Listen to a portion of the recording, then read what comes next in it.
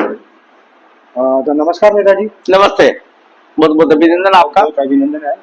आपका पहले भी इंटरव्यू लिया, एक बार और इंटरव्यू लेने की सोच रहे हैं। हाँ, तो एक बात पूछनी थी आपको बोले। कि जो आपका मैं सुना कि भरत सिंह जी राठौड़ है, जो माइनिंग चलाते हैं, माइनिंग वाले हैं, हाँ हाँ, वो बहुत अच्छे जन सेवक, उनके बारे में कुछ बोलेंगे आप?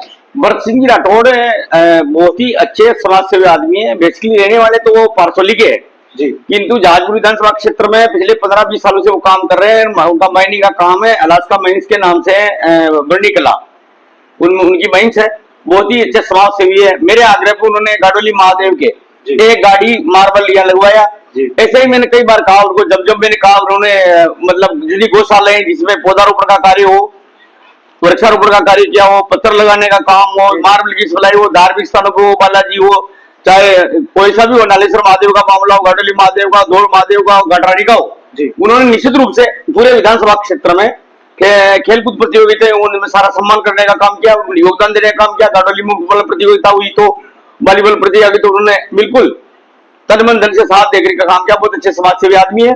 और भारतीय जनता पार्टी युवा मोर्चा सम्मेलन के संयोजक अभी बनाए गए उनको, और ईश्वर की प्रार्थना होगी कि जल्दी ही युवा मोर्चा के जिलाध्यक्ष बनने वाले हैं। भारतीय जनता युवा मोर्चा के जिलाध्यक्ष भिलौड़ा का बनेंगे भरत सिंह जी राठौड़। निश्चित रूप से मेरी शुभकामनाएं। गाडोली महादेव सुभाष बहुत अच्छा आदमी है। और निश्चित रूप से आपके माध्यम से मैं ये बात करना और चाहूंगा कि जहाजपुर विधानसभा क्षेत्र में जितनी भी गौशालाएं हैं और किसी भी प्रकार का कोई भी आवश्यक कार्य होता आप बता सकते हैं, मैं उनसे कराने का पूरा प्रयास करूंगा। निश्चित रूप से गौ सेवा गोवंश की रक्षा के लिए वो तत्पर रहेंगे। भरत सिंह जी राठौड़ मतलब हर जन सेवा के लिए, जन सेवा के लिए, हर व्यक्ति के लिए तत्पर रहते हैं। वो राजनीतिक अपेक्षाएं नहीं रखता, वो बहुत युवा और जुझारू आदमी है। और गाडोली महादेव के प्रति तो उनकी इतनी आस्था थी, पूरे 2 साल तक सावन में यहाँ आते रहे, हर सोमवार को आते ही रहेंगे। और कोई आवश्यक कार्य होगा तो मैं निश्चित रूप से उनको बुलाऊंगा। अब क्या है, मैं शीघ्र ही एक विराट किसान सम्मेलन करने जा रहा हूँ यहाँ, जो गाडोली महादेव का जो नीतिगत स्थान है खेल मैदान पे, उसमें सम्मेलन होगा। उसमें अपेक्षित रूप से 3 लोगों को बुलाना चाह रहा हूँ। ये चुनाव खत्म हो जाए, नरेश जी भी आएंगे उसमें, नरेश मीणा जी, मानुमान जी बेनीवाला और रविंद्र सिंह बाटी, इन सबको बुलाना चाह रहा था। हमें ऐसा विशेष कार्यक्रम आयोजन करेंगे हम खेराड़ किसान पंचायत के बैनर पे।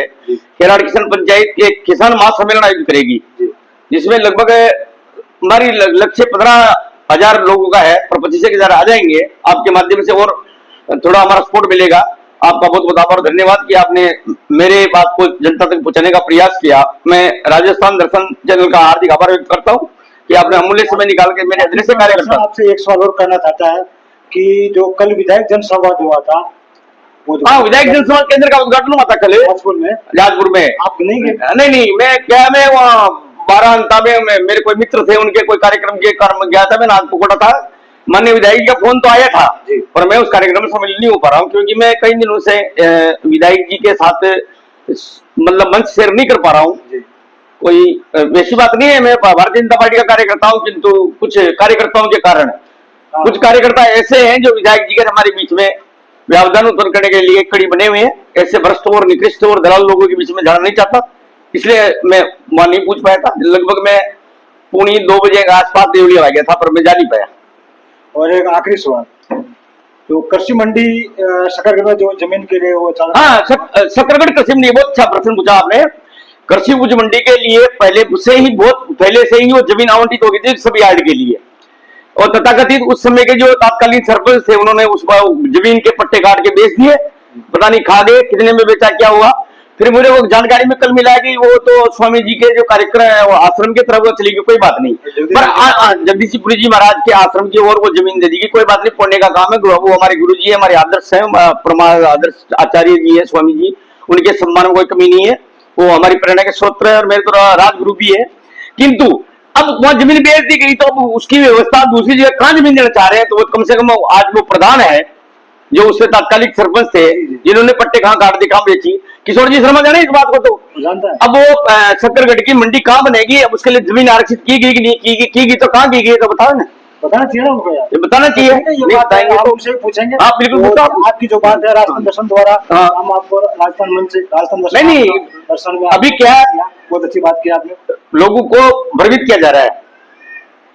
माननीय विधायक जी का दोष नहीं, विधायक जी जो कार्यक्रम बनाते हैं, कार्यक्रम के साथ वो रहते हैं, तो कार्यक्रम में फूट हो रही है।